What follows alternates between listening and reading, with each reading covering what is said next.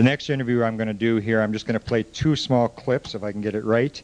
This was a fellow by the name of Bob Groves, was out of the Ohio group. This is a 60-minute tape. I think I'm probably the only person alive who has this tape. It was provided to me by the Ohio people. He interviewed Wilbur Smith when Wilbur Smith was dying. He was sick already, and in July of 1962, and Wilbur gave him an interview, and he goes into the hardware sections of this tape are sort of split up, so I'm going to play you two small sections. But he goes into a lot of detail about what Smith told him about what was going on. These are two small clips on hardware.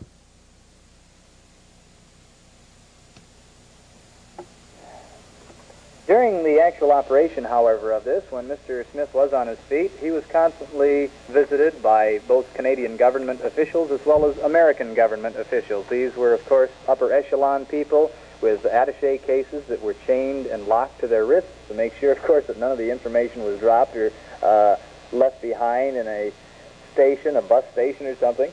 And so he had a number of these visits. They had samples they wanted him to analyze of hardware, that is actually metal that had been found. They often made many statements. I might mention some of the statements that had been made. Okay, that's the first section. The second section, he talks about... Just cue it ahead here.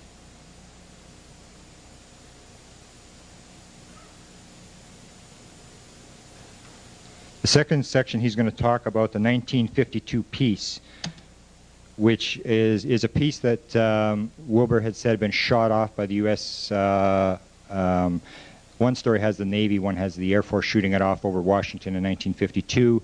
Wilbur handled this piece, and it is one of the pieces that when he was interviewed by the Ohio group, they asked him, did you send it back to the Air Force? And Wilbur says no. In fact, Wilbur said a number of times, the Air Force does not handle this stuff. That's not where the hardware is. He said, I sent it someplace else, and they said, well, was it to the CIA? And he said it was a small, highly classified group, and you have to establish their identity for yourself. This is talking about the 1952 piece. A little bit late, perhaps, but something we can edit in here. Some of the factual material concerning that chunk.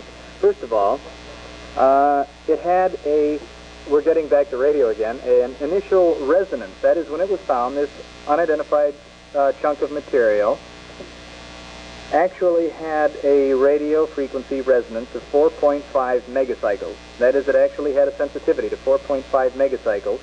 This was when it was, however, initially found. After a while, it had lost. After that 2 weeks, when it had gone down to its dull brown color, it had lost its initial 4.5 megacycle radio resonance, and had also lost an initial high magnetic permeability. It was very, very magnetic when it was first found. The material itself was magnesium orthosilicate. This was the matrix of the material, magnesium orthosilicate. And upon microscopic examination, it was found to contain thousands of little tiny spheres that were embedded all through the matrix. And these little spheres, we don't know why they're there, but they were in the construction, were approximately 15 microns in diameter, and they were dimpled. Each one had a slight dimple in one side of it. According to Mr. Smith, the United States military intelligence has tons of hardware. They had readily admitted to this upon interview by Mr. Smith during the time he was director of this research project in Canada, and they have much film. Okay, that's basic discussion of the 52 piece. There's a lot of material. There's some discussion. We're actually working on this right now, whether there was one piece or two piece. One analysis, the CIA also had a piece which went to Wilbur Smith. It was transported back by a guy by the name of Captain Donald Goodspeed. We know about that. It was 1954 they transferred that piece back, and Wilbur Smith also handled that, and he sent the analysis back to the Central Intelligence Agency. But we're working on right now whether there's one piece or whether there's two pieces. There's some confusion. The final thing I'm going to play is just a very small section. It was done last Sunday night with Jim Smith. It's just confirming a story. The fellow that I'm going to refer to on here, Buck Buchanan, was one of the Inner Circle members. One of the things I wanted to confirm. Yeah.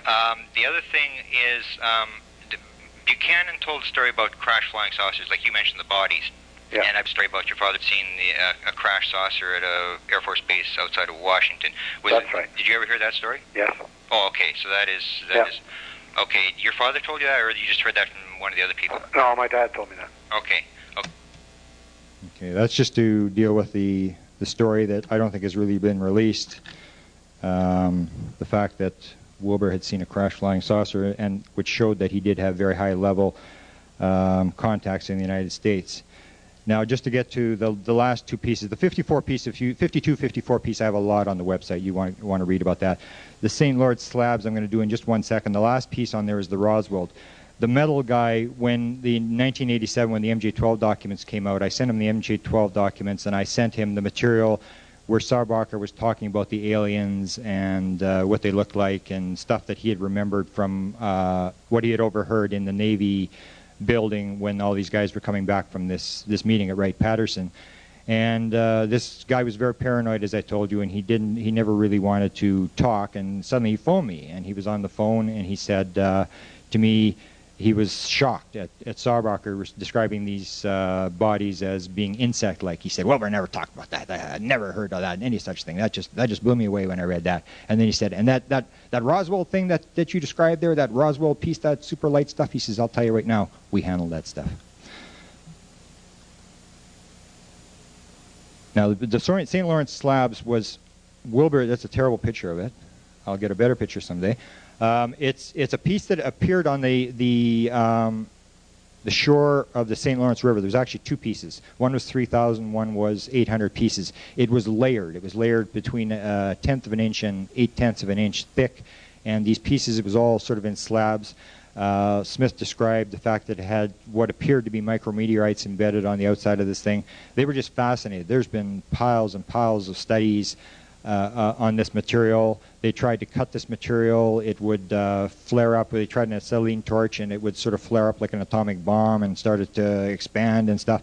And they stopped doing that. They couldn't cut it with the normal saws and stuff like that, and they had to chip pieces off. It was a very, very bizarre thing, but I don't think anything was... it's still around. It's in somebody's yard. I'm not sure exactly where it is right now, but there's still a few of these pieces floating around. Wilbur was very impressed with this piece of metal, but I just mentioned it. It was found on the St. Lawrence River just one day up the shore, and there was lots of discussion, lots of people analyzing this, and the government was involved. And I don't know if they ever really rectified, but it was one of the pieces Smith talked about an awful lot.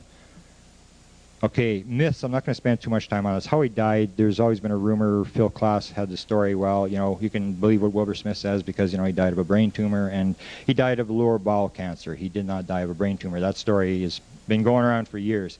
He didn't head an official investigation. He was the head. What happened was in 1954, when the project was shut down, he was allowed to continue using government labs on his own, but he had to do it as a part-time project. So when the government wrote it up in 1968, they sort of left out the first part about the official government program, and they said, well, we sort of believe it was something Smith did in his spare time.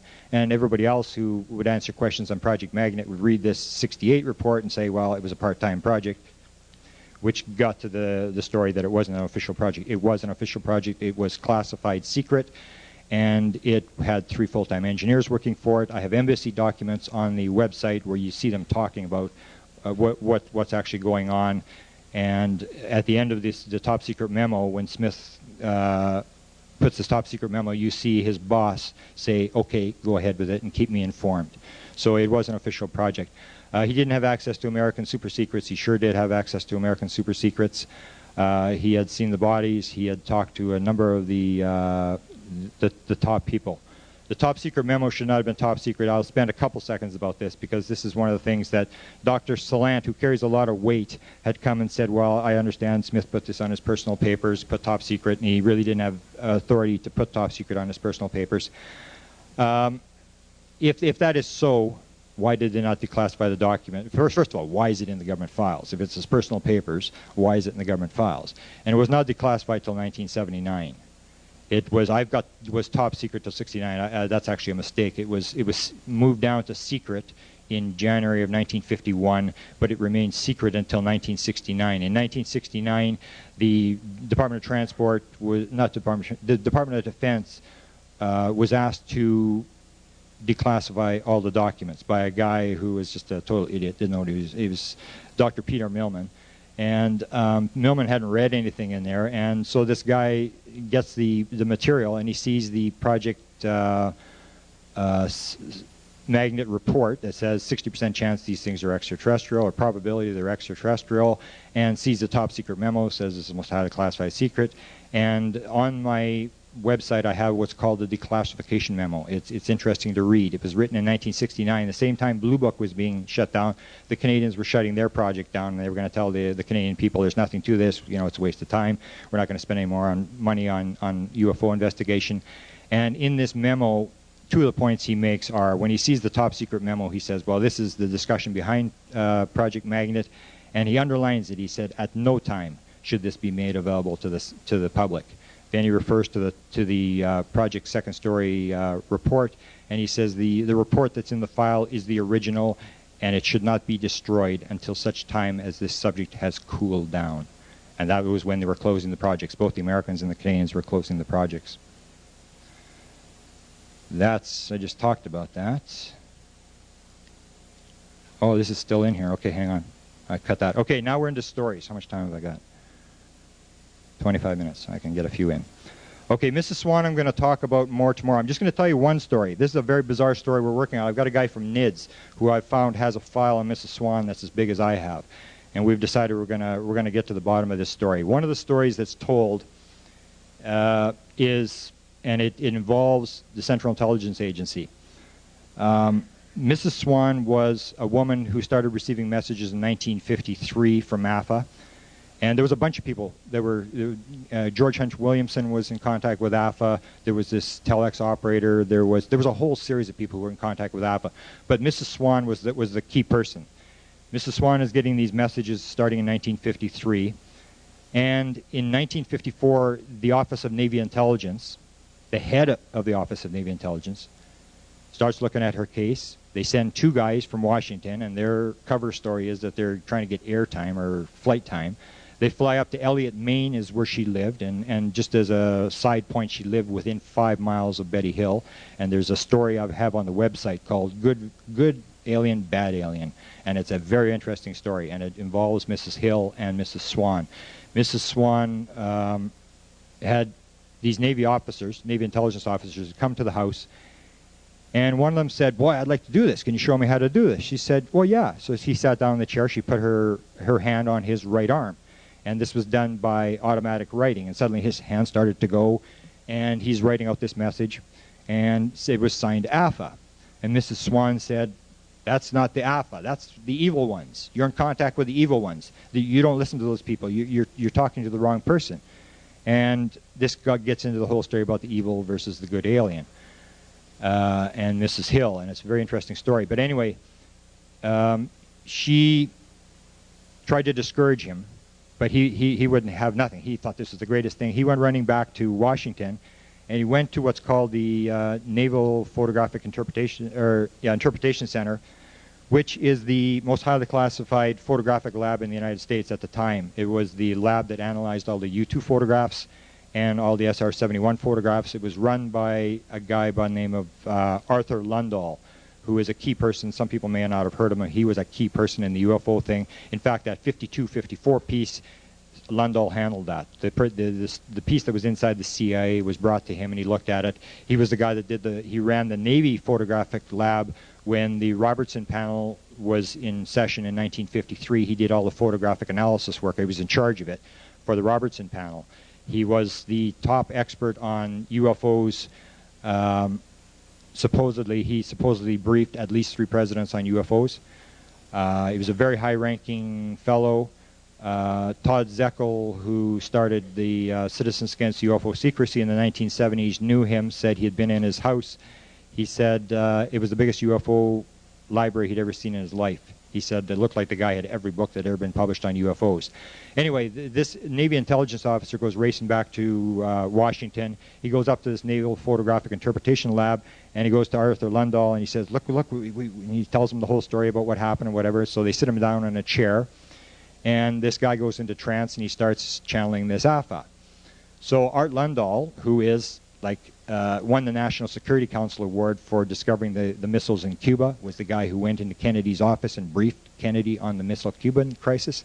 starts asking him these questions, and he's saying, they're asking him questions like the orbit, how big, how far away from the sun is the orbit of Jupiter, and he's answering all these questions, very technical questions. They are very impressed. And so Lundahl says to him, he says, well, it's very nice that you're talking to us, but can we have proof that you exist? Affa says, what do you want? Lundahl says, can you show yourself? Affa says, when? Lundahl says, now.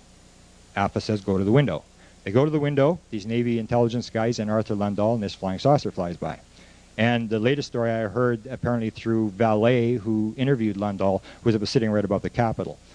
Now, in later interviews, Lundahl is interviewed by this a number of times, and he denies this story. He absolutely says, absolutely, in no way did I see a UFO fly by the window, and absolutely this is garbage. I felt sorry for this poor guy. If his officials had known that he was into this kind of stuff, he would have lost his job, and he denies the whole thing. But apparently he did confirm it to Jacques Vallee that he did see the object go by the window. He writes a memo that Robert Emenegger, when they were putting this documentary together in the 1970s, and he wrote a book, he talks about this memo, this CIA memo where Arthur Lundahl writes up this entire bizarre story about this alien and flying by the window and all this sort of stuff. And what happens is they call in Major Friend, who was at the time the temporary head of Blue Book. Friend is flown from Wright-Patterson to Washington. 2 days later, they have a meeting inside this naval, CIA lab. He tells them the whole story. Friend is quite impressed with this whole story. Friend says, okay, let's get the guy in the room. Let's put him back in trance and let's talk to the alien. So they do the same thing for 15, 20 minutes. Friend, the head of Blue Book, is sitting in there. Arthur Lundahl, CIA intelligence officers, the whole bit. They're all sitting in this room and they're channeling this Affa. And Friend, they try to get the alien to fly by again, and Affa just says the time isn't right. So everything goes, and Friend said something to the effect, I won't quote him, but he said something to the effect that of all the stuff he saw in Blue Book, this is one of the most impressive things he'd ever seen. Friend goes back, Friend writes a memo to his commander, who I just forgot his name, General Dugan was his commander. He writes a letter telling him about, my goodness, they've got another meeting set up and they're going back to Washington again, and we got to do something. This woman should be investigated. This is just a bizarre case. Tells him the whole CIA story, and he leaves this memo on his desk. And J. Allen Hynek apparently was at the site, I guess, at the same time, or maybe they left it out on purpose. I don't know. But anyway, Hynek is in the office, and they're in a meeting, and this memo is sitting on the top of the desk, and Hynek is reading this whole story about this woman channeling this alien thing, so he handwrites this entire memo. Now, we finally recovered the entire thing, this memo that was written to the general. The CIA memo, Robert Emenegger had it. Now we're trying to pin it down. There was an article done in the late 70s where Coleman, who was the spokesman for Blue Book, had said that he had seen the memo and it was legitimate. It was a legitimate CIA memo describing this incident inside this lab. I contacted Coleman and I said, did you see the memo and was it legitimate? He wrote me back and he backed off a bit. He said it looked legitimate, and even despite that, he said whatever Robert Friend goes, because his word is impeccable. So that's the one story. That Mrs. Swan, there's stories like that all over the place. This Navy intelligence officer, in fact, there was two. There was one of the security guys for the Aeronautics Bureau inside the Navy Department had an association with Mrs. Smith that lasted for 30 years at least. This Navy guy that did the channeling thing had an association that lasted till 1979, and he wrote a letter back to Mrs. Swan, and he said this alien had ruined his life. He was dreaming about this alien. The alien wouldn't leave him. And she told him, I told you so. You shouldn't have listened to you didn't listen to me. I told you that was the evil ones, and you wouldn't listen to me. And I asked her to confirm this. I said, I wrote Mrs. Swan when she was still alive, and I said, did you have an agreement with the U.S. Navy to be quiet? And she said, yes, there was an agreement to be still. The U.S. Navy intelligence worked with this woman for years. The final contact is a story that's up there. The final contact involves the Flying Saucer Observatory. What Smith was trying to do is he was trying to get a UFO to fly by. There's FBI documents that deal with Mrs. Swan. J. Edgar Hoover handled this case for the FBI. It was on J. Edgar Hoover's desk. There was a memo that was provided to him that gave the details. Mrs. Swan and the stuff that she was able to do and this sort of stuff. And in this memo, they discuss the fact that Smith is there. It's blacked out, but if you know who's involved and who's in the room, you know that Wilbur Smith was in the room at the time. And Wilbur Smith is trying to make an arrangement through Mrs. Swan to get Affa to fly. He always was trying to get Affa to fly by land. I want to talk to this guy. I want to see this guy. And Smith said he knew what Affa looked like. He said, if I saw him on the street, I would know him. They were able to project mental images into his mind of equipment and themselves. And so he said, I would know Affa if I saw him on the street.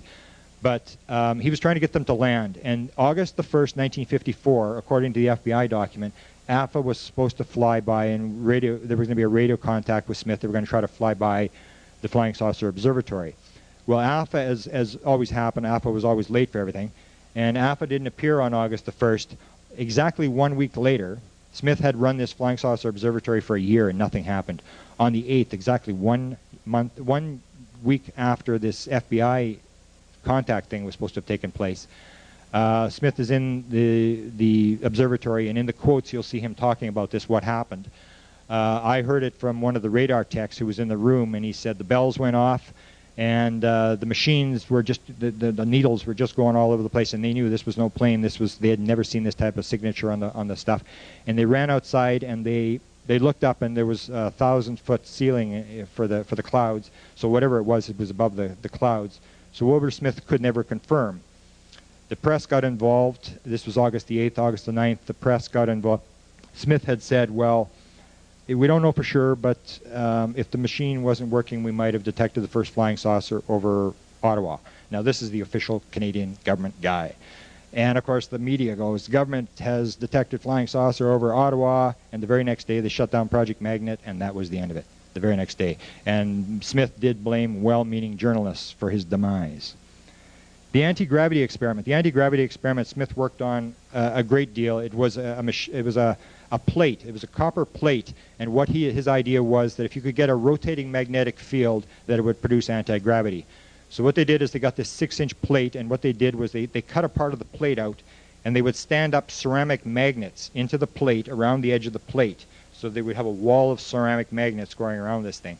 And it was ceramic magnets. Instead of having the polarity on the top and the bottom, it had it on the faces of the magnets. So you'd have, I don't know what it was, all the positives on the outside or all the negatives on the outside.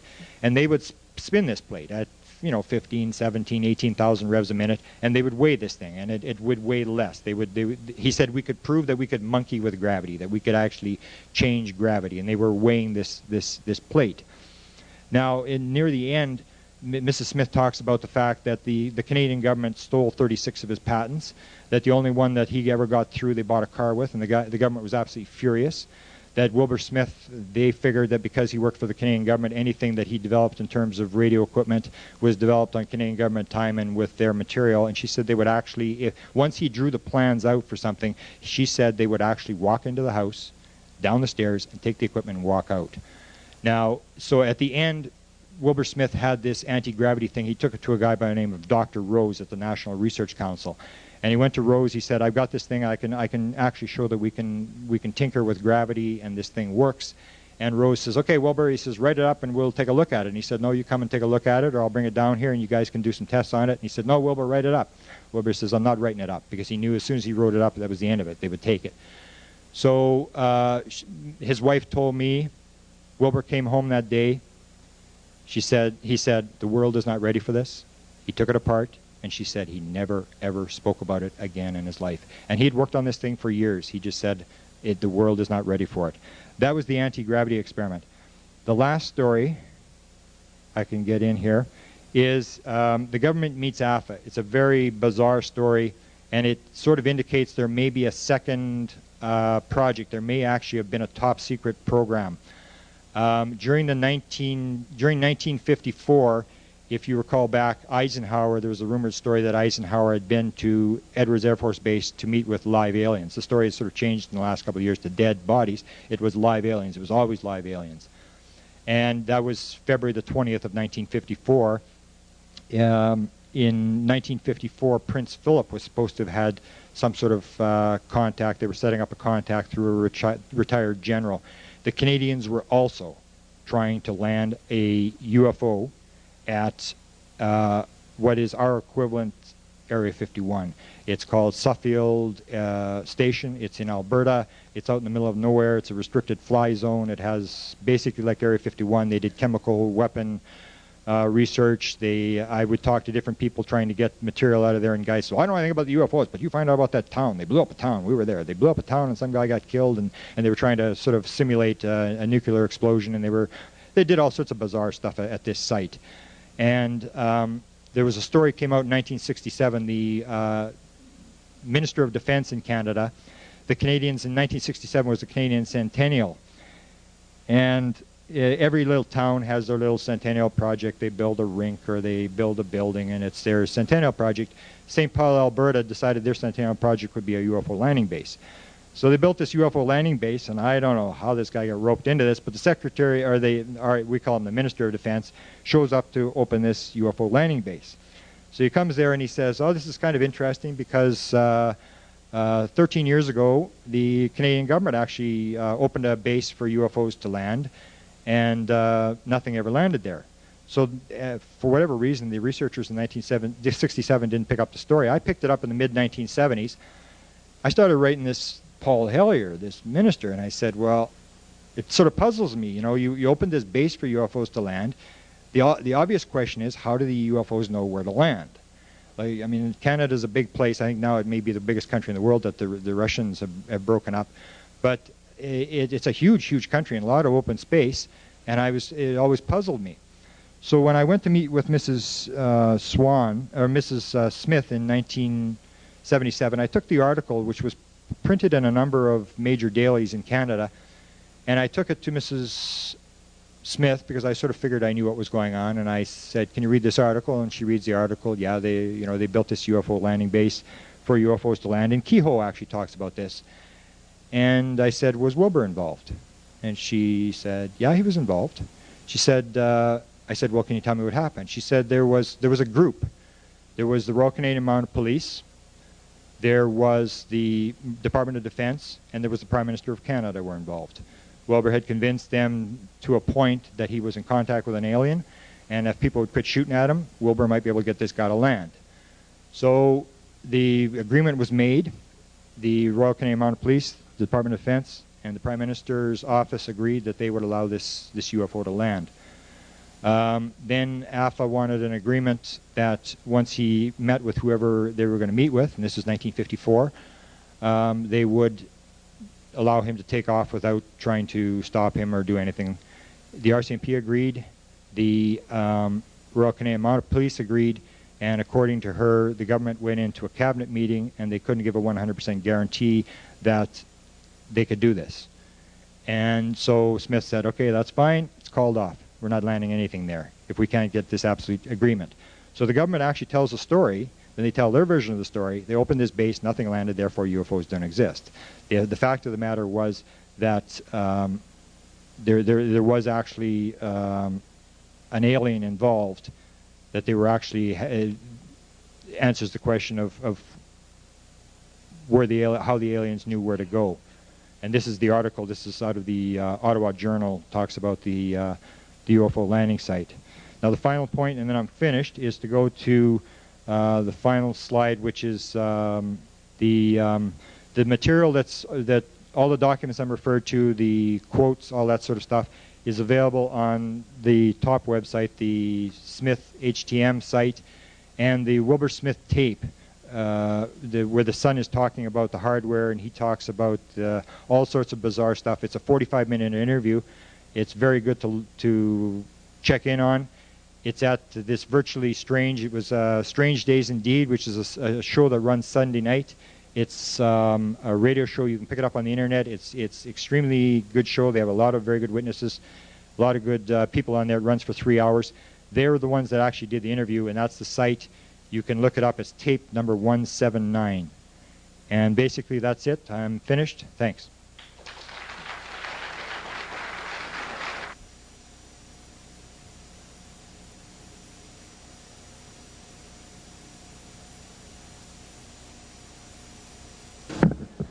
Okay, that's the hardcore that get up on Sunday morning. Yeah. Okay. Well, we've got some good stuff on Sunday morning, too. If you heard Grant's talk yesterday, he's back with more, and it's just as good, I'm sure. In 1954, our radar picked up two objects orbiting the Earth. You may have, if you read Donald Keogh's Flying Saucer Conspiracy, you remember he discussed this. And it was claimed, well, you know, it was asteroids or meteors that just accidentally came into Earth orbit. 400 miles out, 600 miles out, I think. One at 4 and one at 6. And we didn't hear a lot more about them. Well, you're going to hear a lot more about them this morning. So welcome back, Grant Cameron.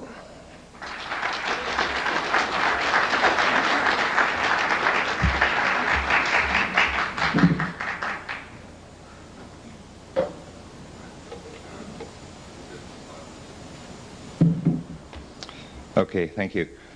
This morning, as I'm doing my presentation, I would like you to play MJ12. This morning I want you to pretend that you're in the situation where you've been given the problem of dealing with this whole subject, because it sort of puts everything in perspective. You'll see it in a different light if you look at it from their side of the story.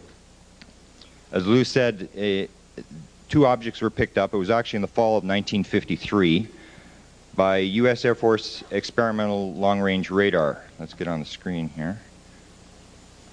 And the radar was developed by the Air Force, and they had a number of incidents with the radar. And what I'm saying is you can pretend that you're the MJ12 people, and you've just picked up these two objects rotating around the Earth, 400, 600 miles out. And the military mind, if it doesn't have an enemy, usually it tries to find an enemy. They have to be on alert. They have to try to determine when the enemy attacks. And there's a story told about one of the experimental long-range radars. They had the thing running, and suddenly they detected the Russian bombers coming. And they immediately alerted the Strategic Air Command to get the bombers up on their way to Russia. And a few minutes later they said, whoops, made a mistake. They had picked up the moon coming up over the horizon. Thanks. And Bill Cosby tells a story about whoops. He tells about a guy being operated on, and they're giving him just a local anesthetic, and the doctor's operating away, and the doctor says, whoops, and the guy says, what do you mean, whoops, what's going on? And the guy says, don't worry about it, sir, it's nothing.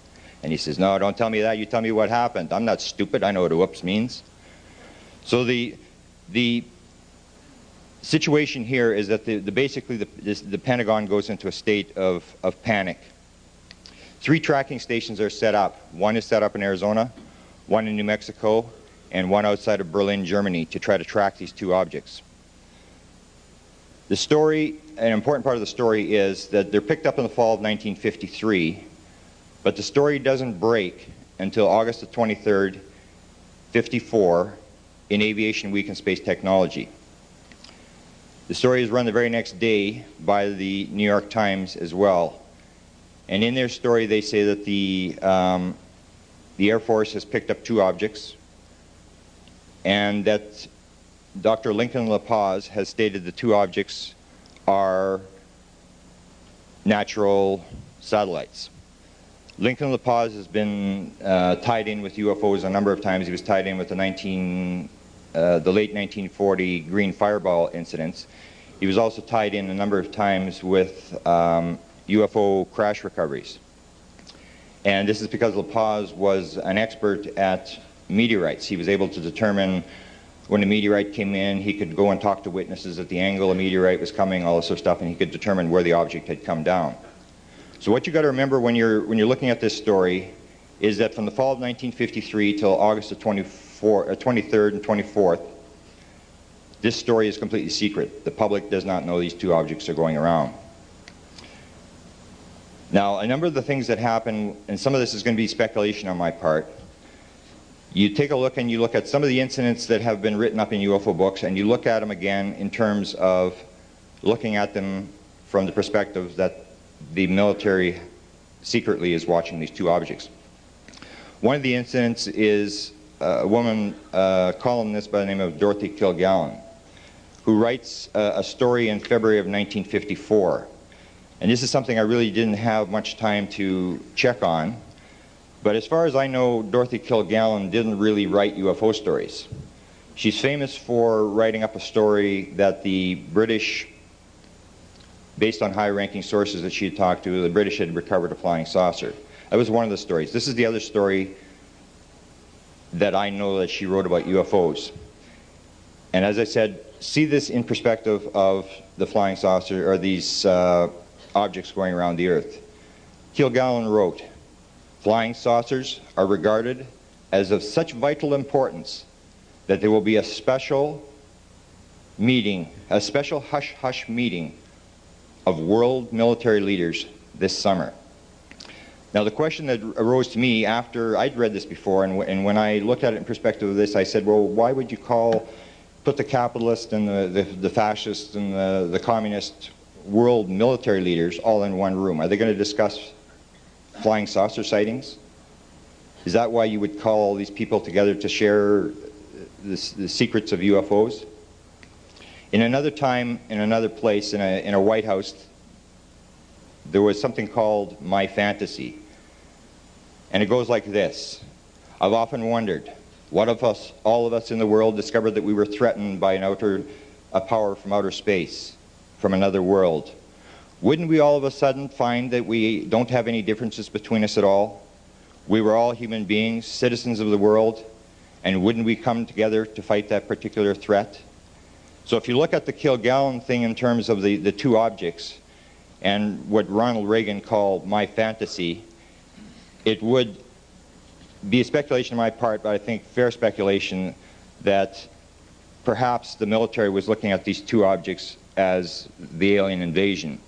Because one of the things that Kehoe doesn't really spell out is the fact that these were huge objects. Or he says they're huge objects. He doesn't really give the size of them. Later on, a size, I believe, 190 miles across is given, but that's given by somebody else. So if you're the military and you're sitting there looking at this thing, you're looking to try to speculate, well, is this an alien and his wife and two kids on a summer vacation, or is this an invasion of the 8th Army? Somebody's bringing everybody. Let's go to the next screen here. The objects, according to Kehoe, his Air Force sources were stating that the objects were leaving orbit. They were not able to track these objects constantly. They would track them, they would lose them, they would track them, they were losing them, which would clearly indicate the objects were not natural satellites, as Lincoln LaPaz was written up in the New York Times as speculating. The Aviation Week, when they wrote up the story, they referred to it as the Pentagon scare. The New York Times stated that the Air Force was thrown into a flap through the whole summer of 1954 over these two objects. Another item that I think is important, and sometimes in ufology we forget that you have to look at things in light of when they happened and not impose our views today. In 1954, the Mars factor was very big. In 1952, there was a large flap of UFO sightings around the United States, and it occurred at the closest approach of Mars to the Earth. Even Wilbur Smith talks about this, the 27-month period, that every 27 months when Mars came close, the number of UFO sightings increased. The closest approach was July the 2nd, 54. And when I'm talking, a number of these dates are very important. All these dates, I'll tie them all together at the end. Dr. Fred Singer was advising Eisenhower that he was an advisor on outer space matters to Eisenhower, and NICAP wrote him up as advising Eisenhower that Phobos, one of the planets or the moons around Mars, was possibly inhabited and hollow. Now, when I put this thing up on the internet a couple months ago, James Oberg immediately jumped on this like Clinton on an intern. And he basically Every time I post anything, he jumps on it, and he came across and said, well, Fred Singer's denying this. And basically the denial, the way I read it, from the part he quoted, and I don't know what he left out of what Singer said, was that he had done calculations and determined that Phobos was not hollow, and that therefore, according to Oberg, I was totally wrong. And I happened to be on the road at the time. I was at the University of Wyoming, and I had to go race into the library and start pulling the books, and I pulled Oberg's book on Mars. And I found actually in Oberg's book this whole reference to Singer doing these mathematical calculations. Found out they're done in the mid-70s. So I posted back to Oberg and I said, well, I can see that, but you got to realize that something that he may have calculated in the 1970s is totally irrelevant to what he may have told the president in the 1950s. At that point, Oberg gave up, and some people said it's the first time I've ever seen him give up on an argument. He said, okay, have it your way, enjoy. So there were people in this time period who were very concerned about Mars being inhabited. In April 1954, now this I picked this up, and now I'm going to have to check this based on the last item that I have listed here. Reader's Digest, fairly conservative magazine, runs a piece in April 1954 talking about Mars, the Martians coming to Earth and why they would be coming here. And I guess a lot of this is based upon the fact that Mars is approaching, and there's a lot of articles and stuff being written. But it's a dead serious piece. And what they sort of look at and they say, well, perhaps they're coming to Earth because their atmosphere is bad, and they have to get they're out of closing in on losing all their oxygen. That's the one piece. So the next piece is the more important piece. This is a piece that was written by a high-ranking Air Force intelligence colonel. Kehoe talks about this article, and if you read his book, he was absolutely shocked that this article was being circulated around. And Odell was this high-ranking officer, but the article was also approved by Air Force Security, which is another key point to remember. And the article was entitled, Planet Earth, Host to Extraterrestrial Life. The first line of the article starts as follows. Granted that superintelligences in another solar system are looking for a suitable planet for a second home, why would the Earth be singled out? And again, I say, look at this in perspective of the people who are watching these two objects secretly rotate around the Earth. The article goes on to say, to speculate, that aliens are now observing our planet, and that the possible reason is that they have a dying planet and they're looking for another place to be. Now they took the article, the Pentagon took the article and they circulated it among the White House press corps, and they were trying to get somebody to run this article. The problem was there's two conditions to running the article. First of all, you were not allowed to say that a high-ranking Air Force intelligence colonel had written the article. The second thing they weren't allowed to do was they weren't allowed to say that Air Force Security had cleared this article. They were just simply supposed to run the article. And of course, nobody in the Washington press corps would pick up this, would take the bait. Nobody would publish the article. Kehoe read the article, and he was very shocked and tried to figure out why the Air Force was trying to circulate this theory about the aliens surveying our planet and a possible takeover.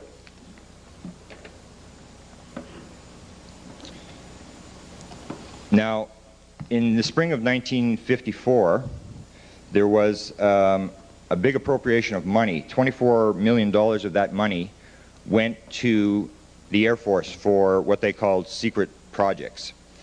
Two of the people that wrote about this were Major Kehoe, wrote about these satellites. The other guy who was writing about these satellites was Frank Edwards, who was the Art Bell of his day, had 10 million listeners, had written a number of books on UFOs. And Edwards stated that his sources told him that most of, or all of this $24 million appropriation given to the Air Force was to track these two satellites and to try to figure out what was going on. As I said, dates are very important. May the 5th, May the 6th, and May the 13th, you have these two big objects rotating around the Earth. On May the 5th, 6th, 13th, this is kept secret as well. The Air Force is able to keep this secret. Large objects one large object is seen to come down over top of the Pentagon, over Washington. It's up at 90,000 feet. They scramble the jets, they bring the jets in, and the jets just circle around. There's nothing they can do. The object is way above them. The Nike missiles that they have can't reach these objects. And Kehoe says they keep this completely secret. June the 12th, which is also going to, as you'll see later, is a very important date. And June the 14th, the big object returns to Washington. This time it's at 79,000 feet, and again, they're unable to do anything about it. This object is just there. And Kehoe relates this to the fact that he figures these are the two objects, and they're coming down, and this is, his Air Force sources are telling him that these things are leaving orbit. Now, to tie in with this, and this is another statement that's been quoted, General Nathan Twining, on May the 15th, 2 days after the third big object, sends the East Coast on alert over Washington, D.C. Nathan Twining departs from a speech at the Air Force Base in Amarillo, Texas. And what he says is this. The first part has always been quoted by a number of people. He says the best brains in the country are working on this problem. And again, I say, who is Twining talking to here? The best brains in the country are working on the problem of unidentified flying objects, trying to solve this riddle. And then he goes on to say 10% of the flying saucer reports are unidentified, and I go along with this. It's the most important part that I see in terms of you looking at this from the perspective of perhaps he's talking to you in the Pentagon watching these two objects. The final part that is very rarely quoted, Twining says this, departing from this speech. If they are from Mars, and if there is a people in a world that far ahead of us, I don't think we have anything to worry about. And that's only 2 days after these large objects are seen. One of the other items that I have listed here is July 16, 1954, is the famous Twining-Cutler memo. So again, you have Twining being tied in, and the July 16th event is not a meeting, it's a special studies project briefing. They're briefing the MJ-12 people on something. Now, this memo, of course, has come under great controversy, and I only bring it up because Cutler and Twining are the people who are involved in this. And later on, I've already mentioned Twining, later on you're going to hear about Robert Cutler, who was a national security advisor to President Eisenhower. Some of the other events that would show the government was interested in these two objects. In June of 1954, Deputy Commander of Intelligence at where Blue Book was, in Dayton, John O'Mara, confirms to Leonard Stringfield that the Air Force is tracking these two objects and that they're seriously watching these two objects. The National Advisory Committee on Aeronautics in the fall of 1954 picks up a signal, they say, from a strange satellite. That is confirmed by an astronomer in France who also picks up this signal. In 1954, and this story I've got on I'm only going to tell you part of this story. It's a very, very bizarre story. It's told in the CIA 1997 whitewash report, and I'm surprised it even told the story. It's a story that's told about the Mayer sisters in Chicago. And it's on my internet site, and it's called Affa Sends a Message, if you want to read it there. And what happened, in short, I'll tell you the first part of the story.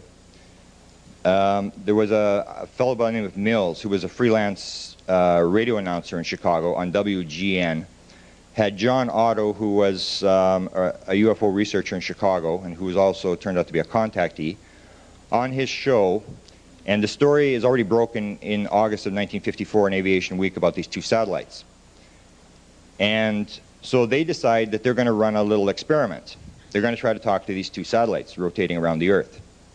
So at 11:15 during the show, they state, at 11:25, we're going to send a message to these two satellites. And what we want the satellites to do is to send a message to the audience. So what they propose to do is everybody's supposed to get their tape recorder, all the radio audience, and they're going to turn off the studio mics at 11:25 They're going to send the message out, come in, spacemen.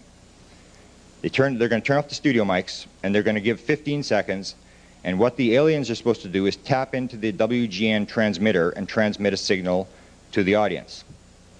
So 11:25, they give the signal, come in, spacemen. They shut off the studio mics, and they have a radio inside the studio. They hear nothing. It's completely silent. So both guys, at 11:30, the show is over. They leave the studio, figure nothing's happened. And the phone starts to ring.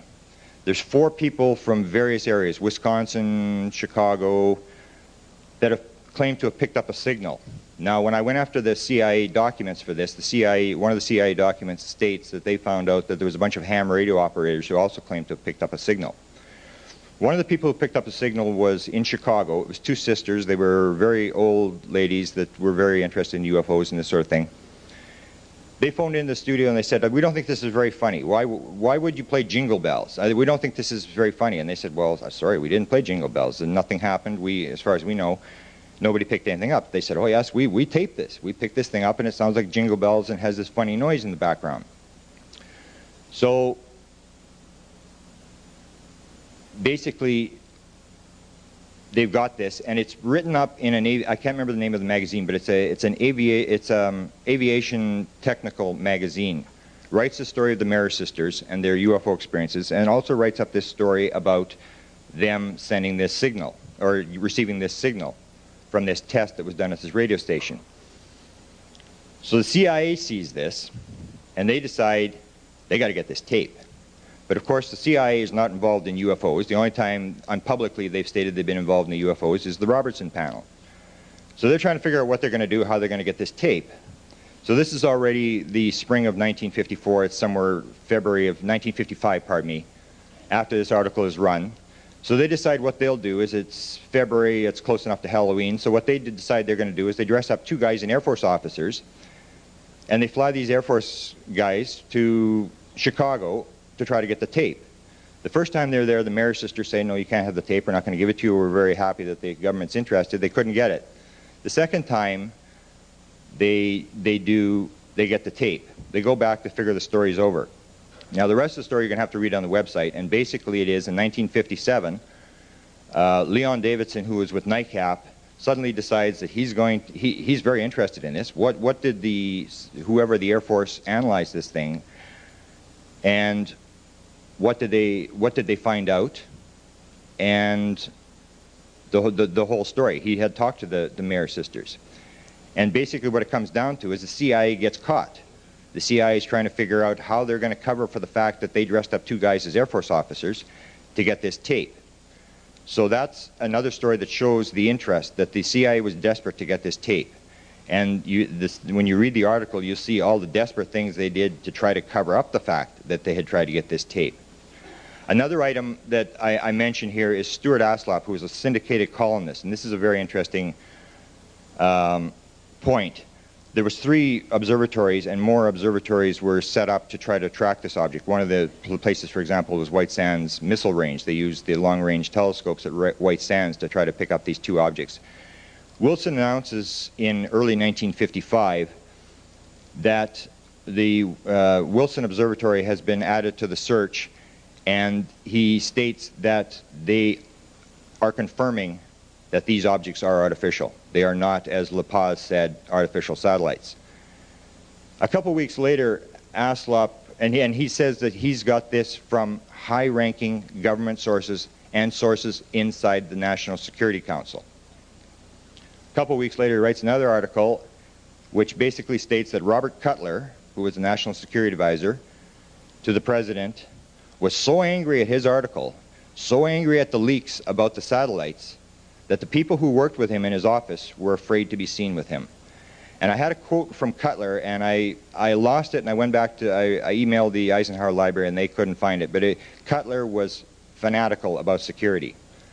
But Aslop had written this article, and apparently, according to Aslop, they were just furious that this story had finally leaked, because they had kept it secret, and they had sort of maintained the fact that these things were artificial. Now, the final item is the government looks to Mrs. Frances Swan. Now, as I told you before, she was the star quarterback of the Affa team. Mrs. Frances Swan was observed by the following agencies. And what's more important than the agencies is the people inside the agencies that were looking at her.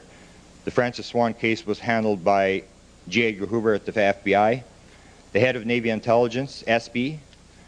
As I mentioned yesterday, this Art Lundahl, who's a high-ranking CIA officer. The story I'm going to tell you in a minute is about the White House. President Eisenhower handled this case.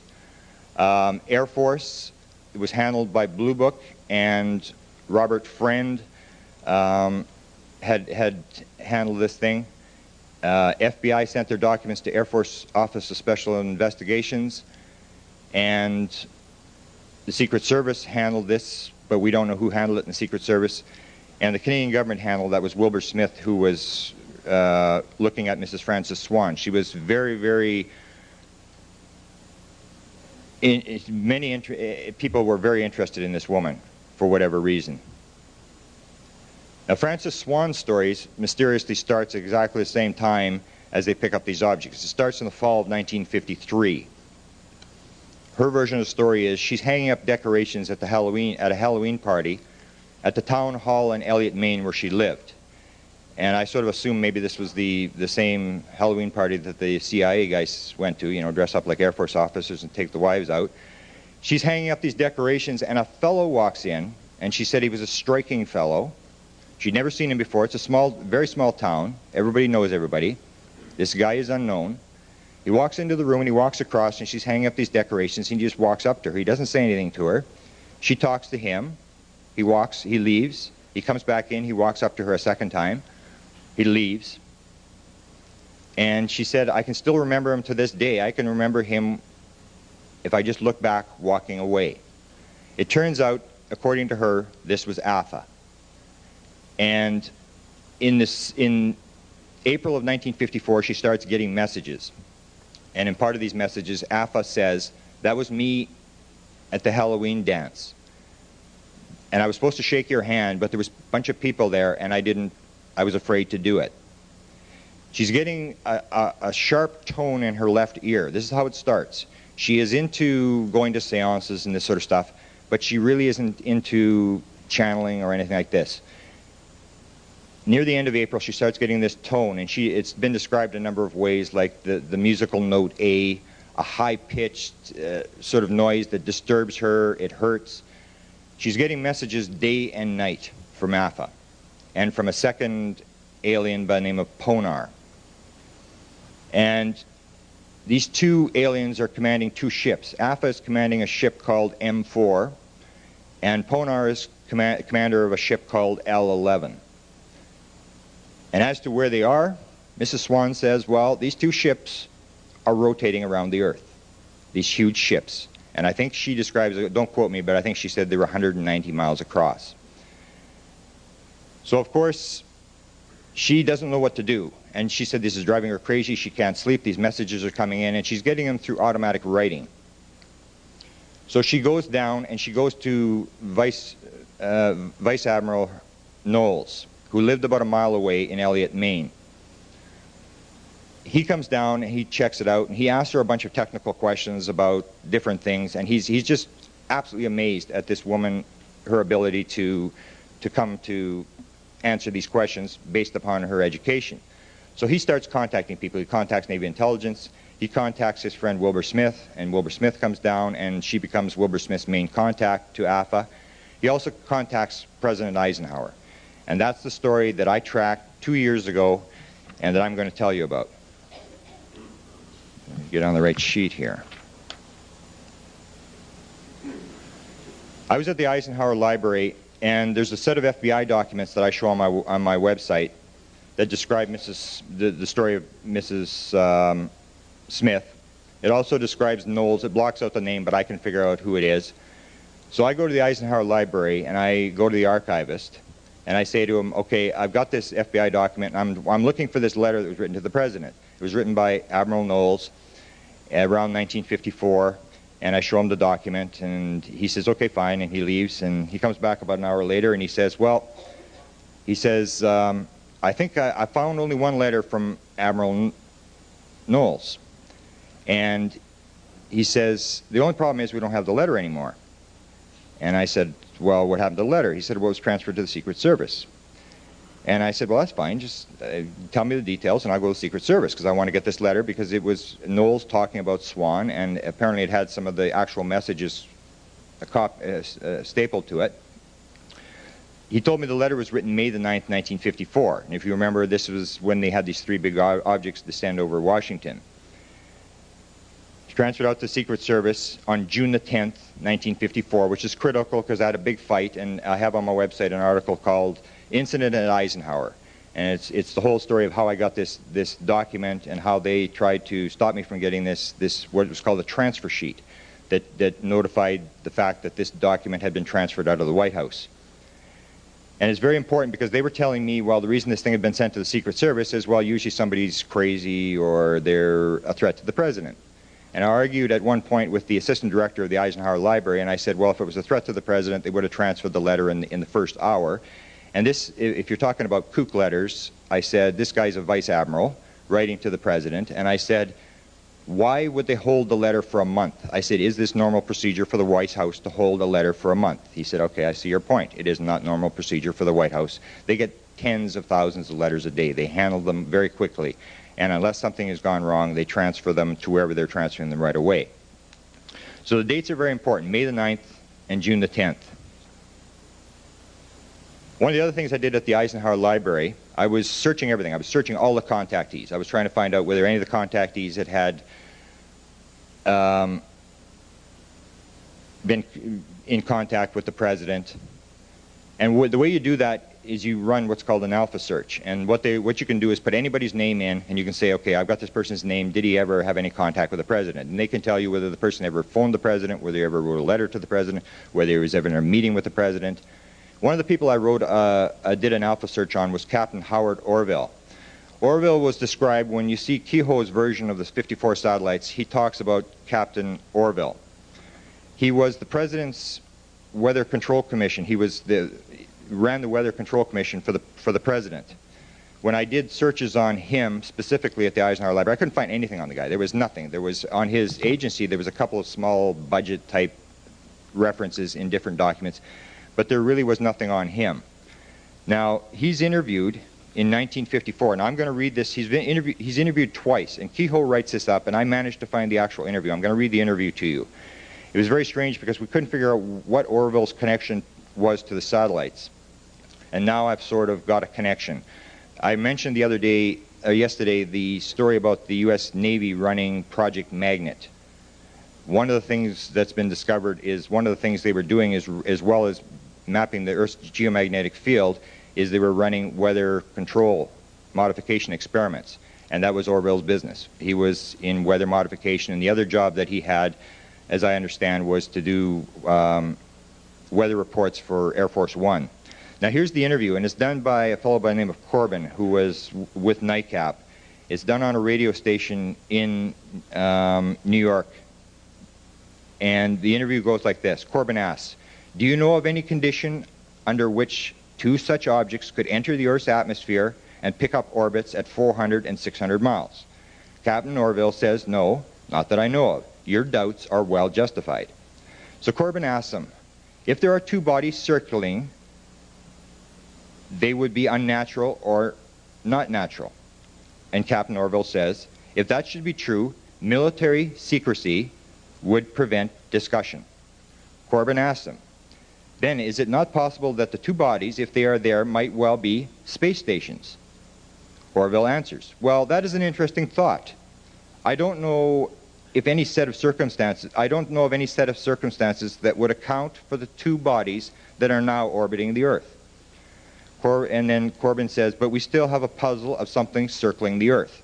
And Orville says, yes, we do. In 1957, he's interviewed again by Corbin on the same radio station.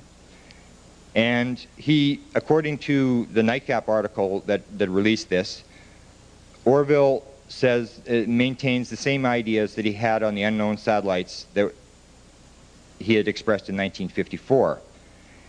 And during the broadcast on October 24th, 1957, this is now reading from the NICAP article, when asked if there was any new information about the unknown satellites, Captain Orville said that it appeared that the military might have kept the matter from publication. From the American people, asked Corbin. In reply, Orville said that he did not wish to call it a deliberate cover-up, but he added, but we didn't hear anything more about it, did we? Now, trying to tie in Orville, when I gave them the Alpha search to do, they come back, and the archivist brings me a sheet of paper, and I've actually done the piece of paper. He gives me Captain Orville, and he writes down, he says, well, he never talked to the president on phone. He never wrote the president. We have nothing there. We only have one incident, but he was in the Oval Office. And of course, here's a guy who you couldn't find in any White House records, and of course the obvious question is, what is he doing in the Oval Office? Later that day, it took me a while to catch on to this. Later that day, I think I was camping there. I was at the campsite, and suddenly I realized the light came on. It's exactly the same date that the Eisenhower people transferred the Swan letter out of the White House after holding it for a month. So of course I run back to the Eisenhower Library, and I start checking these names. Now the names that are on there, one of them is Louis Douglas, and he's the assistant to Orville. And if you can't find anything on Orville, you're not going to find anything on him. So he really doesn't count. He's just an assistant to Orville. And they're in the Oval Office with Eisenhower. And the other two people that are in the office are Donald Quarles and Alan Waterman. So I pull the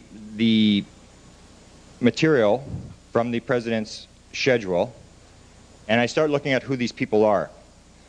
Alan Waterman was from National Science Foundation, and guess what his expertise was? Satellites. Donald Quarles was head of research and development for the U.S. Air Force in the fall of 1953, and he was in charge of the long-range experimental radar. He also was an expert on satellites. 2 weeks before this June the 10th meeting in the Oval Office, Quarles was in the National Security Council briefing the President and the National Security Council on satellites. Now, it's not the satellites, well, we haven't got the actual records, but they're talking about satellites, about trying to put a satellite into orbit themselves. So these people are experts on the satellite thing. At 2 o'clock the afternoon, before the final slides I'm going to show are to tie all these people together and to prove to you that these people are experts. The people that were in that Oval Office either had talked greatly about satellites like Orville had, and somehow Kehoe knew the connection, but in the Kehoe files I asked, and the people who have the files said they really couldn't find anything that ties him in to the satellites, why he would know about the satellites. At 2 o'clock in the afternoon on exactly the same day, it seems these things all happen together, the U.S. Navy Intelligence has got a meeting. They've flown back to Elliott, Maine again. They keep flying back and forth, and they've got a meeting with Affa at 2 o'clock in the afternoon.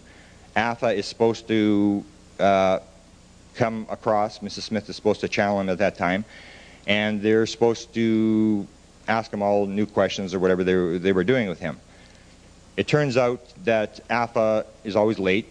At 6 o'clock she gets a message from Ponar, and she says Affa is busy. And Affa was always busy, and it's a strange little story I'll add. Affa was always busy. They were claiming that they were working on the atomic damage we were doing with our atomic explosions. And Affa spent a lot of his time in the Pacific, according to the documents, fixing fault lines that had become unstable due to the fact that we were detonating these atomic bombs.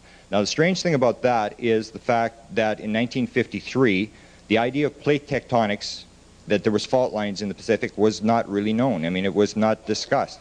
The other strange incident about this is that one of the people who developed plate tectonics is a guy by the name of Dr. Wilson, who Kehoe identifies as one of the people who worked with Wilbur Smith on Project Magnet. Now, the final one, I need my pointer here. This is your typical, I don't know if you can't even read it here, typical top secret document. It's a memorandum for the President. The subject is Earth satellites, and they're basically discussing the Russians have done us in, tricked us on something or another. Can you move that slide down just a bit? No. They're discussing a meeting, and the meeting, the two top names on the meeting for 8:30 in the wherever the meeting was being held, the two top people on that listed on that thing are Quarles and Waterman. again, a tie-in that these two people are very connected. Now, we're out of slides here. The two last slides are missing, but I'll tell you what the two last slides are. When I was at the Eisenhower Library, I started pulling withdrawal sheets for the National Security Council from their satellite file. This is a file that has all the stuff on trying to launch the Earth satellite for the Americans. And what they have is a whole list of different documents. When they declassify stuff, there's stuff that they don't want, so they do a withdrawal and they put a sheet in the file to say this document's been withdrawn. The documents, when I finally got there, they had all been declassified, but the list of the documents that they had originally pulled were all still there. And most of the documents that had been withdrawn were top secret documents from 54, 55, and all these guys are listed. There's, for example, memo, Cutler, Robert Cutler, Alan Waterman, subject, satellites. Waterman to the President, subject, satellites. Quarles to Waterman, satellites. Quarles to Cutler, satellites. And basically goes to show that this Mrs. Swan was taken very seriously, that the idea of the satellites actually made it to the Oval Office, and I firmly believe that the reason these people were brought into the Oval Office on June 10th was to discuss this letter that had come from Admiral Knowles, and that they were seriously trying to figure out, even at the White House level, what they were going to do about these two objects. That's all I have. That's basically the rest of the story, and I'm sure there's going to be more details coming out, because it didn't take much to get these additional details over and above what Kehoe and Edwards had written about it in 1954. So I'm sure there's an awful lot more material that will come out about these two satellites. Thanks.